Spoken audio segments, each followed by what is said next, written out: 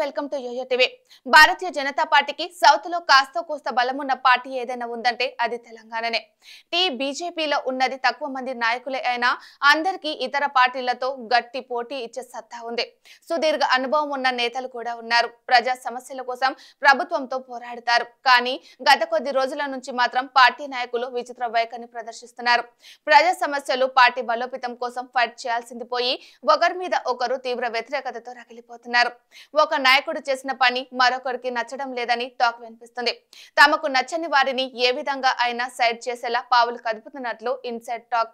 ప్రస్తుతం బీజేపీలో 2 కేంద్ర మంత్రులు సహా 8 మంది ఎమ్మెల్యేలు, 8 మంది ఎంపీలు, ఓ ఎమ్మెల్సీ, ఒక రాజ్యసభ సభ్యుడితో గతానికి ఇప్పటికీ బలంగా ఉన్నాం.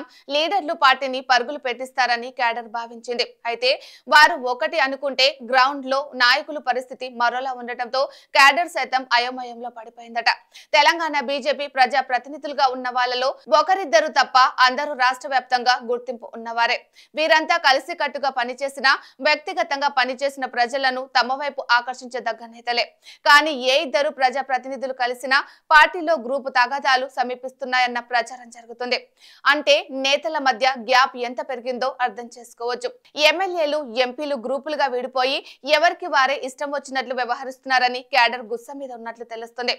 ఉన్న 8 మంది ఎమ్మెల్యేలలో 2 గ్రూపులు ఉన్నాయని, ఎంపీలలో కూడా అదే పరిస్థితి ఉందని పార్టీలో చర్చ నడుస్తుంది. ఇక పార్టీ కార్యక్రమాలను కూడా పూర్తి స్థాయిలో విజయవంతం చేయలేకపోతున్నట్లు సమాచారం.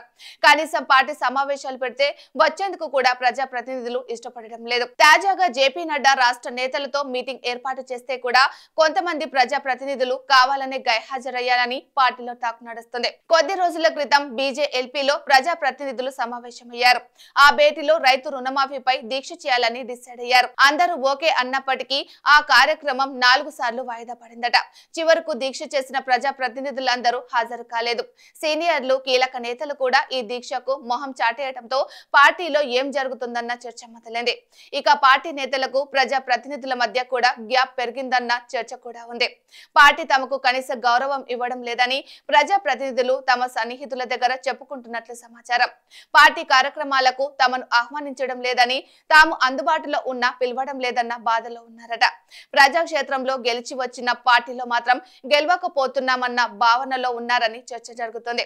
ప్రజాక్షేత్రంలో గెలవలేని నేతలు పార్టీ పదవుల పేరుతో తమపై పెత్తనం చేయడం ఏంటంటూ కొంతమంది ఎమ్మెల్యేలు, ఎంపీలు అసంతృప్తితో ఉన్నట్లు తెలుస్తుంది. ఇక కొందరు తీరుపై పార్టీ గుర్రుగా ఉన్నట్లు సమాచారం. మరోవైపు నేతలు పార్టీ బలోపేతం కోసం పనిచేయకుండా వ్యక్తిగత ఈగోలకు పోయి పార్టీని మరింత ఇబ్బందికర పరిస్థితుల్లోకి నెట్టడంపై జాతీయ నాయకత్వం ఆరా తీస్తున్నట్లు తెలుస్తుంది. నేతలంతా ఒకరిపై ఒకరు చాడీలు చెప్పుకునేందుకు ఢిల్లీ బాట పడుతున్నారని పార్టీ ఆఫీస్ లో చర్చ నడుస్తుంది. దీంతో జాతీయ నాయకత్వం వారికి సర్ది చెప్పేందుకు ప్రయత్నాలు చేస్తుందని సమాచారం. త్వరలోనే రాష్ట్ర నేతలను సెట్ చేయడంతో పాటు కొత్త అధ్యక్ష నియామకాన్ని కూడా చేపట్టేందుకు త్వరలోనే హైకమాండ్ రంగంలోకి దిగనున్నట్లు తెలుస్తుంది. మరి అధిష్టానం ఇన్వాల్వ్మెంట్ అయినా బీజేపీ నేతలంతా ఏకతాటిపై వస్తారో లేదో చూడాలి.